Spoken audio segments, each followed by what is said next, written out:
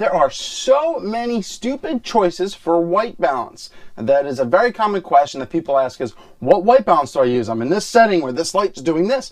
What do I do? Well, it's quite common to have that, question your confusion because there's just so many options. Here's a couple. There's auto, incandescent, fluorescent, direct sunlight, flash, cloudy, shady, schmady, meaty, manual, and bracketing. You should be confused because they're intentionally to confuse you. That is their only point.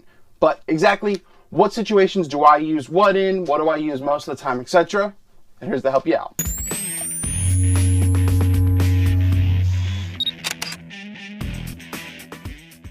I only really use two, and most of the time I use this about 90 to 95% of the time. I mainly live in auto white balance. Why is that, is that a bad thing? Absolutely not, because I find that my cameras, or basically any cameras that I use, get the white balance pretty much spot on anyway. Plus, I shoot RAW, which gives me the functionality to control my white balance if I want to make it a little cooler, if I want to make it a little warmer anyway. So I don't really need to use all those presets. I feel that they're worse than using auto because those are really, really auto, and if you use flash, it'll turn bluer or something like that. It'll have a more cooler hue.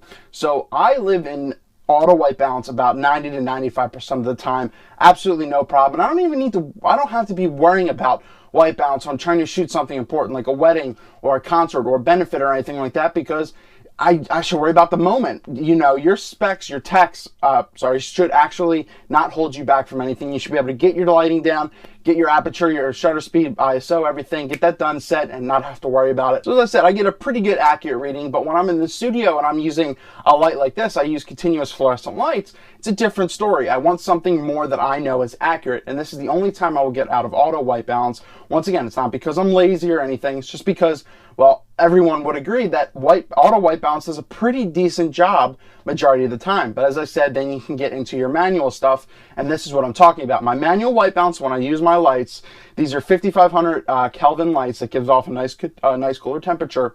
I usually use it on about 4500 Kelvin. Basically, you got to kind of understand your Kelvin temperature and everything like that, your two main ones, and go from there and everything like that. Don't want to get you too confused.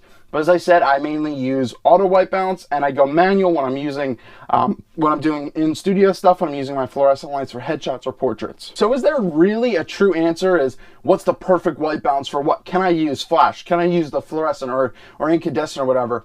Well, you know what I would say? I would say go in, try them all out in different situations and see really what works for you. As I said, I mainly live in auto white balance, and it's not the same as being in program mode or auto on your DSLR where I'm shooting, completely different. But as I said, I mainly get a lot of accurate readings just by using auto white balance, and it's something I don't need to worry about because your text shouldn't be holding you back anyway. So that's really what I have to say. As I said, I'll go into manual when I'm using my fluorescent lights, which is what I'm in now. I'm in manual mode, about 4500 Kelvin, because it gives a nice warmer temperature.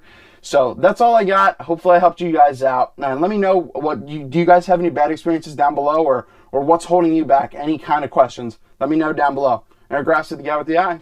Take it easy.